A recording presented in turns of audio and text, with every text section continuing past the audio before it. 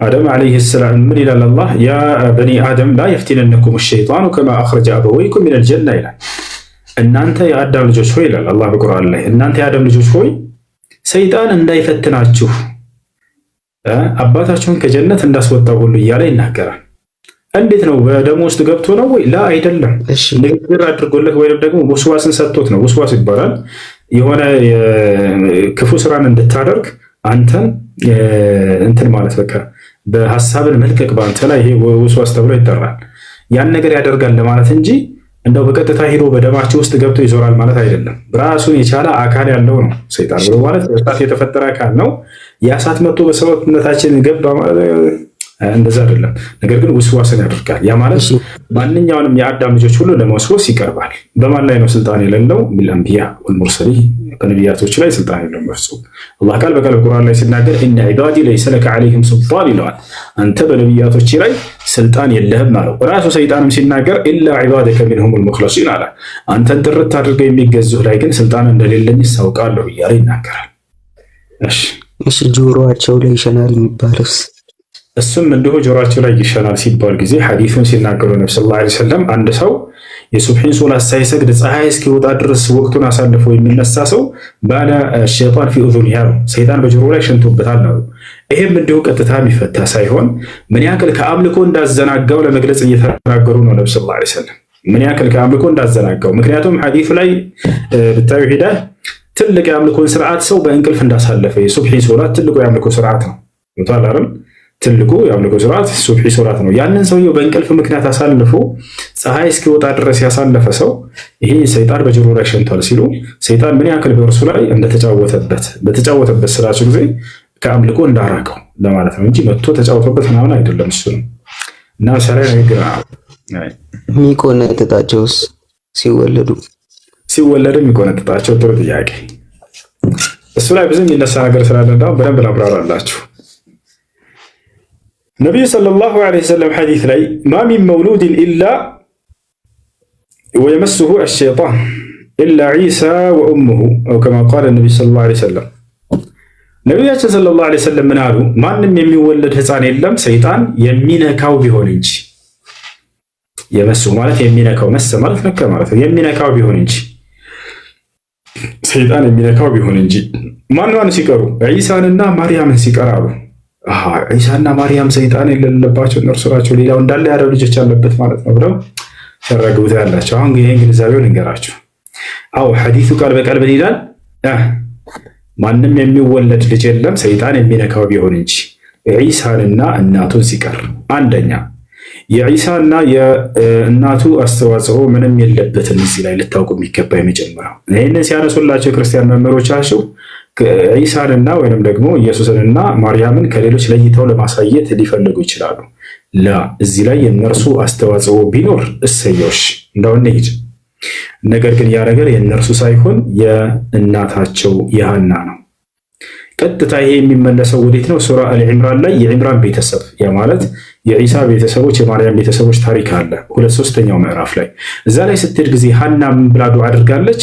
ወኢኒ ኡዒዙሃ ቢከ ወዙርየተሃ ሚነ ሸይጣን ረጂም አለች። ሐና ብላለች፣ ጌታ ያላህ ሆይ ከእኔ የምትወለደዋን ልጄንና ከእርሷ የሚገኘውንም ዘር ከሰይጣን በአንተ አስጠብቃቸዋለሁኝ አለች። የማን አስተዋጽኦ ነው? የእናታቸው ዱዓ ነው። የዒሳና የእናቱ የማርያም ምንም አይነት አስተዋጽኦ የለውም በሱ ጉዳይ ላይ። አንደኛ የምታውቁን ነገር እንደው ይሄ ነገር ከተመለሰ እንኳን ለእናታቸው ነው የጸጋ የሚመለሰው። ምክንያቱም እርሷ ነች ይህን ጸሎት ያደረገችላቸው። አላህ ጸሎቷን እንደተቀበላት ሲናገር ምን አለ? ፈተቀበለሃ ረቡሃ ቢቀቡሊን ሐሰን አለ።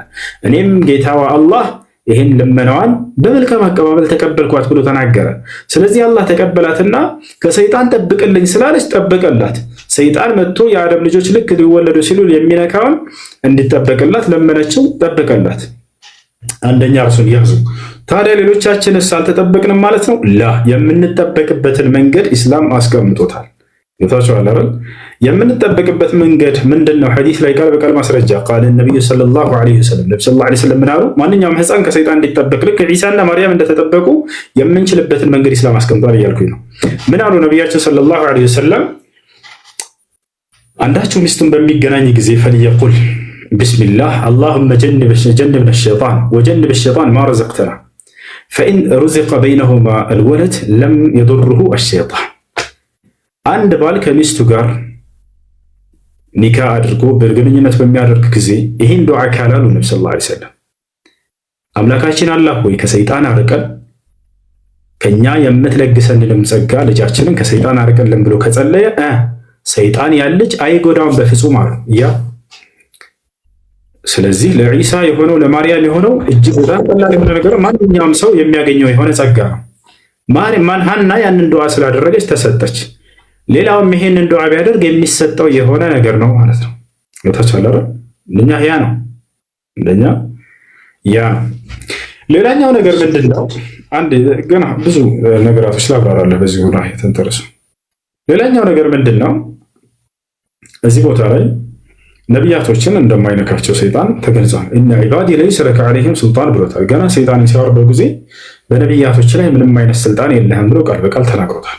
በመልካም ባሪያዎች ላይ ምንም ስልጣን የለህም። ራሱም ሲናገር እኔ በአንተ ባሪያዎች በነቢያቶች ላይ ምንም አይነት ስልጣን የለኝም፣ ኢላ ዒባደከ ሚንሁሙል ሙኽለሲን፣ ጥርት ያሉ ባሪያዎች ላይ ግን ምንም አይነት ስልጣን የለኝም ማለት።